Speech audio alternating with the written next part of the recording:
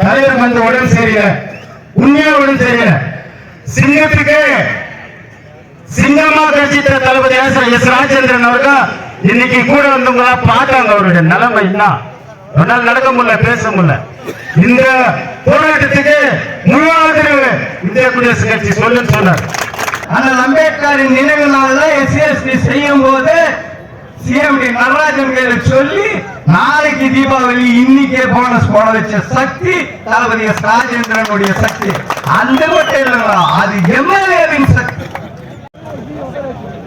நமது போராட்டத்திற்கு ஆதரவு அளித்து இந்திய குடியரசுக் கட்சி கோலார் தங்கமயில் அனைத்து தலைவர்களுக்கும் மனமார்ந்த உறுப்பினர்களுக்கும் மனமார்ந்த நன்றியையும் நன்றி கலந்த வரவேற்பினை வருக வருக என்று வரவேற்கின்றோம்.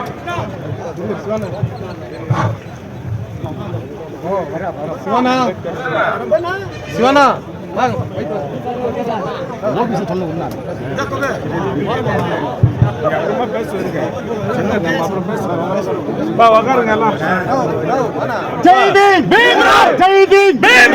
அம்பேத்கரிசம் தளபதி எஸ் ராஜேந்திரன், தளபதி எஸ் ராஜேந்திரன், ஜெய் பீம், ஜெய் பீம், வெல்க புரட்சி, வெல்க புரட்சி, ஜெய் பீம், ஜெய் பீம்.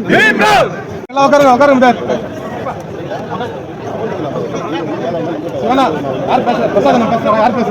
அட்ரஸிங் பண்ணிட்டு பைக் யார் பேசுறாங்க? அட்ரஸிங்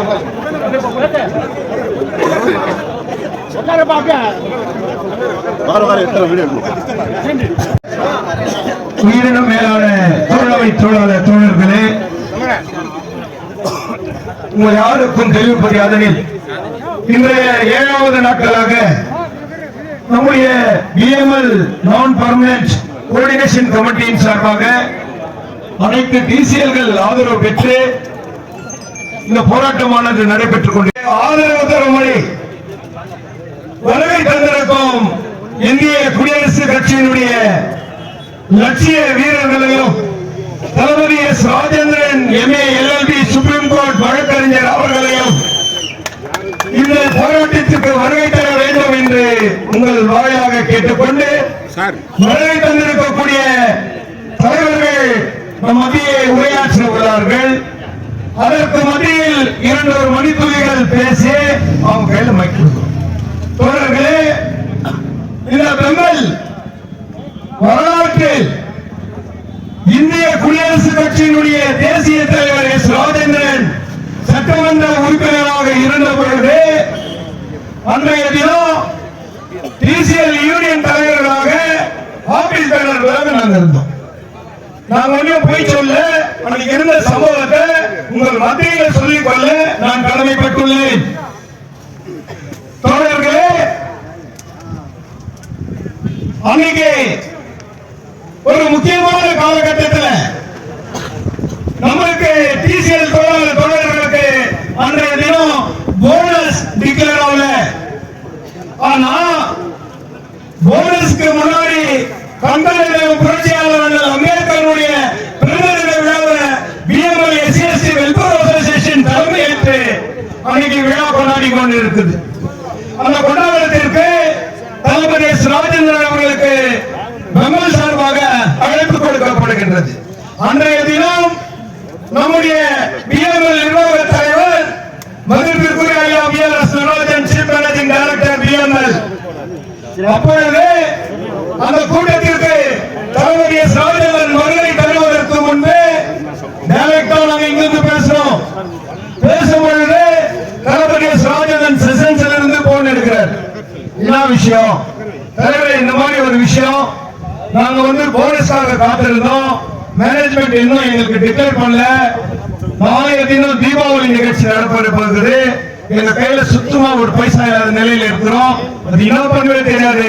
எங்களுக்கு போனஸ் வேணும் டிக்ளேர் பண்றேன். அதே மாதிரி எஸ்எஸ்டி நிகழ்ச்சியில chief managing director BLS Natarajan முன்னிலையில இந்த பிள்ளைகளுக்கு நாளைக்கு போனஸ் கொடுத்தே தீர்வு சொன்னாரு. டிக்ளேர் பண்ணி அந்த போனஸ் பெற்றுட்டாங்க. அது மாத்திரமல்ல, அன்றைய தினத்தில் அந்த காலகட்டத்தில் இங்க இருக்கக்கூடிய RC2, இங்க இருக்கக்கூடிய HFU பிஜேபி கிட்ட பேச்சுவார்த்தை நடத்தி அதை பின்னல் அண்டர்டேக்கிங் பண்ணும்போது அதற்கு ஒரு நிபந்தனை வைத்தார். இந்த தங்கர் சுரங்கத்தில் வேலை செய்த தங்கர் சுரங்க தொழிலாளி பிள்ளைகளுக்கு மாத்திரம் RC2 வேலை கொடுக்கிறது. அன்னைக்கு மிகப்பெரிய ஒரு போராட்டத்தை நடத்தி அந்த வெற்றியை கண்டவர். அதே போல HFU கண்டவர். அது மாத்திரம் தோழர்களே, நம்மளுக்காக வந்து பஸ்ல ஏறதுக்கே அன்னைக்கு பர்மிஷன் இல்ல, நம்மளுக்கு வந்து ரைட்ஸ் இல்லைன்னு சொல்லியிருந்தாங்க. அப்போ தலைவர் ராஜேந்திர கேட்ட பொழுது ஏன் இந்த பிள்ளைங்களுக்கு பஸ்ல ஏற்றத்தில்ல, டீச்சர் பிள்ளைங்களுக்கு தனியான பஸ் கொடுக்க போறியா அப்படின்னு கேட்ட பொழுது, இல்ல சார் அப்படின்னா நான் பரிசீலனை பண்றேன். பரிசீலனை பண்ணி அன்னைக்கு வழங்கப்பட்டதுதான் நம்மளுக்கு பஸ் பாஸ். எனவே ஒன்னொன்றும் கண்டெடுத்து இந்த ஊர் மக்களுக்காக தியாகம் செய்து கொண்டிருக்கும் தளபதி அவர்கள் மீண்டும் ஒரு முறை கவனத்திற்கு கொண்டு வந்து அவரும் இந்த கூட்டத்தில் பங்கேற்க வேண்டும் என்பது அனைவருடைய எண்ணம், ஆசை என்பதை கூறிக்கொண்டு அந்த இந்திய குடியரசு கட்சியினுடைய சார்பாக வருகை தந்திருக்கக்கூடிய நம்முடைய மதிப்பிற்கும் மனிதர்களுக்குரிய நண்பர் திருவாளர் GMD சிவா XMC RPI அவர்களை இப்பொழுது உங்கள் முன்னிலையில் பேசும்படி அழைக்கின்றேன். நன்றி. ஜெய்ஹிந்த்.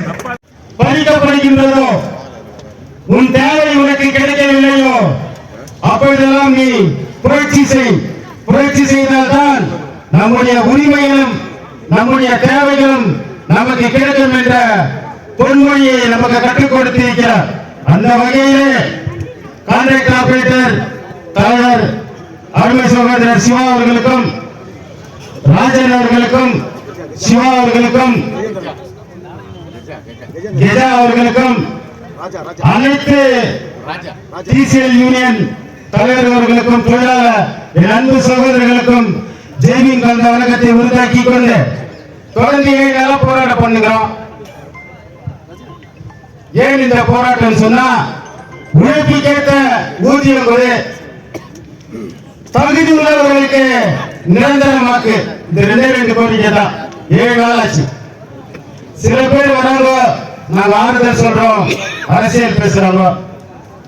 வரவங்க உங்களோட ஆதரவு சொல்லுங்க. வழி எங்களுக்கு 7 நாளா வேலை போச்சு.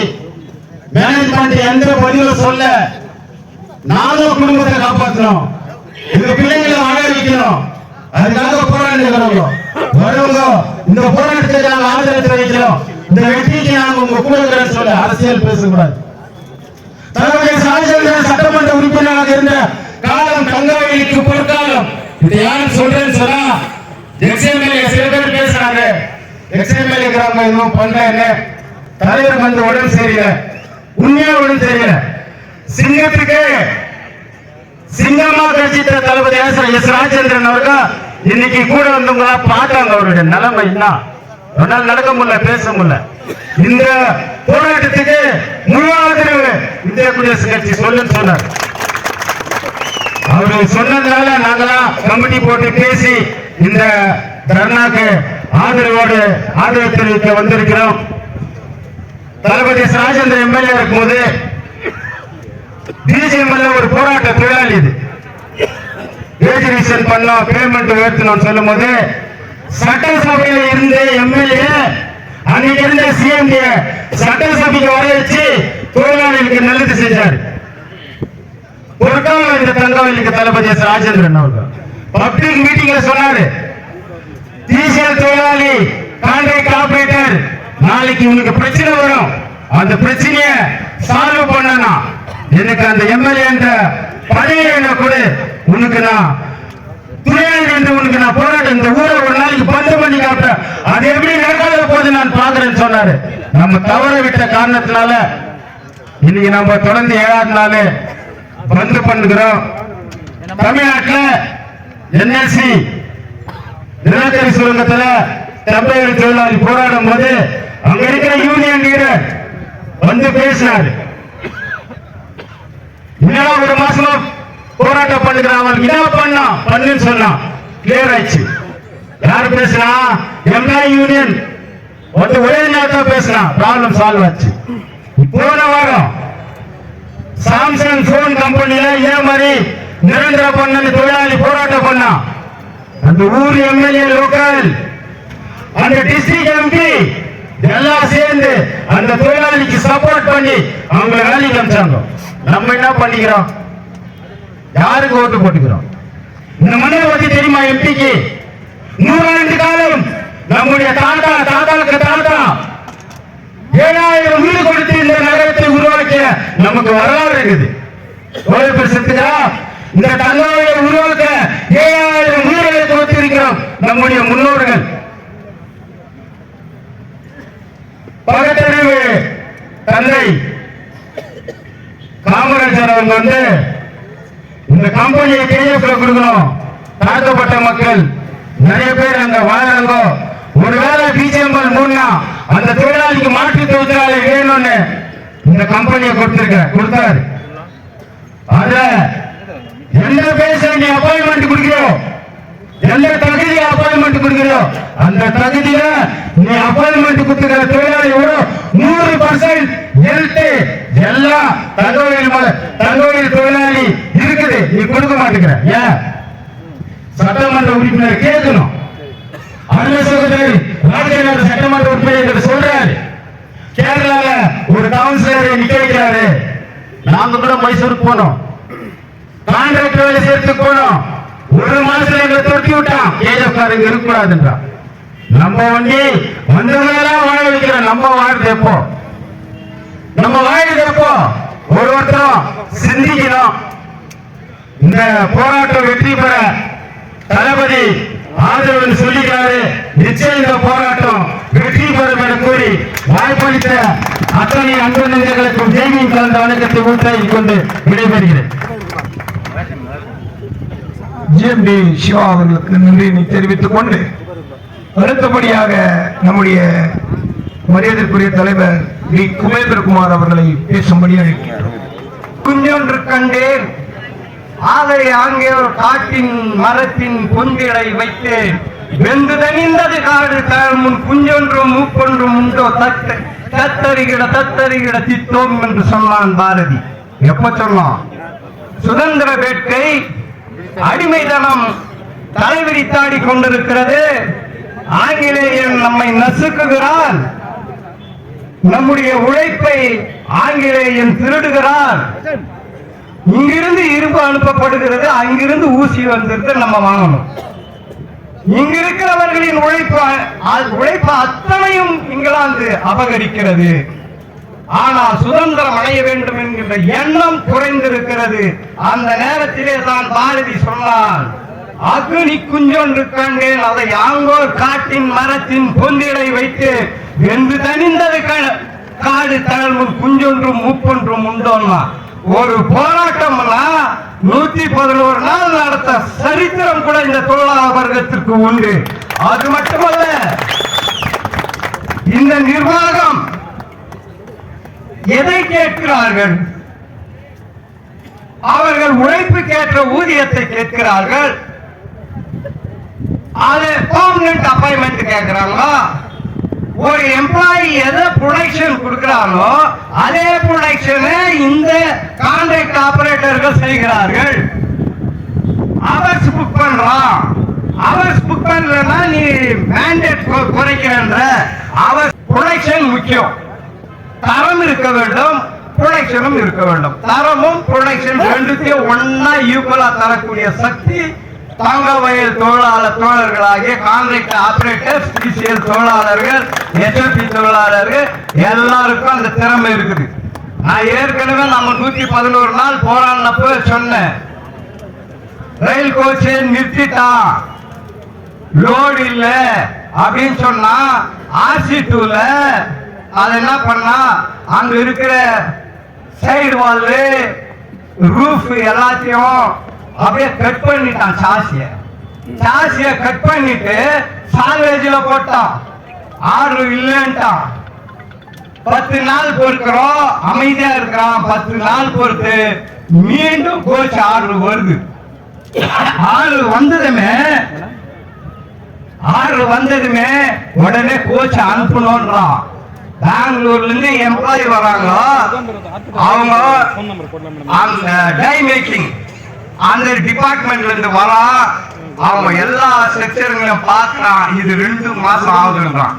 ஆனா ஆசிட்டு தொழிலாளி கட் பண்ணி போட்ட அதே காசு எடுத்துன்னு வந்து அசம்பிள் பண்ணி அந்த தோலை உற்பத்தியா காட்டுறவன் ஆசிட்டு தொழிலாளி.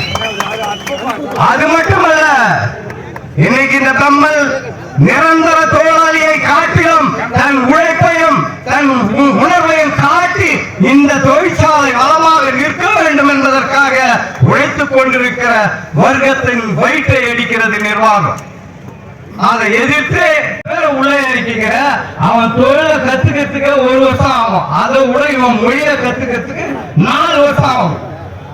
கனாபினாலும் பேசுவான், நம்ம தொழிலாளி திட்டினா கூட ஏனுன்ற நிலைமையில் அவன் வரான். ஆனா டைரக்டா ப்ரொடக்ஷன் கொடுக்கிற தொழிலாளியினுடைய வயிற்றில் அடிக்கிற நிர்வாகம் அகம்பாவத்தோடு செயல்படுகிறது. ஆனால் ஒன்றுபட்டால் உண்டு வாழ்வு இல்லையே அனைவருக்கும் தாழ்வென்கின்ற நிலை நாம் ஒன்றுபட்டு இன்னைக்கு ஒருங்கிணைந்த தொழிலாளருடைய போராட்டமாக இது வெடித்திருக்கிறது. இது வெகுஜன சக்தியாக மாற வேண்டும். இன்னைக்கு அருமை சகோதரர் ஜிஎம்டி சிவகுமார் சொல்லும்போது சொன்னாரு, அரசியல் பேசுவது இது களம் அல்ல, அரசியல் பேசுவது இது களம் அல்ல, அது நாகரிகம் அல்ல. ஆனாலும் டிசிஎல் தொழிற்சங்க தலைவர் சிவா சொன்னது போல, ஜிஎம்டி சிவகுமார் சொன்ன போல, பஸ்ல நம்மளை ஏற்றாத பொழுது அந்த பஸ்ல ஏற்றணும் அப்படின்னு சொல்லிட்டு ஸ்டாண்டிங் பாஸ் தான் இன்னி வரைக்கும் ஸ்டாண்டிங் பாஸ் தான். அதை வாங்கி கொடுக்கறதுக்கு கூட ஒரு சட்டமன்ற உறுப்பினர் தேவைப்பட்டா.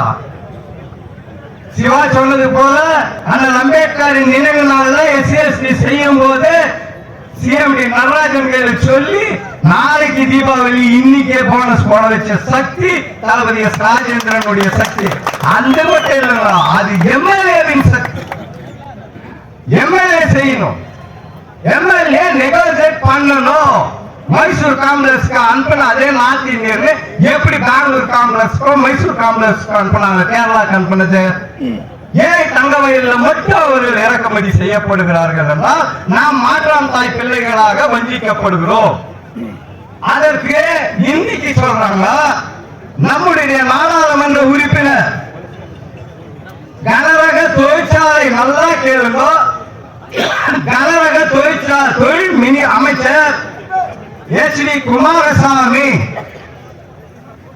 இந்த கர்நாடக மண்ணின் மைந்தன் முன்னாள் கர்நாடக முதலமைச்சர் HD குமாரசாமி தொழில்துறை அமைச்சர், நம்முடைய நாடாளுமன்ற உறுப்பினர் JDS பார்ட்டியை சார்ந்தவர். இவர் ஏன் அவர்கிட்ட போய் பேசக்கூடாது? மண்ணின் மைந்தர்களின் உரிமை பறிக்கப்படுகிறது. அவர்கள் போராட்டத்திலே குதித்திருக்கிறார்கள்.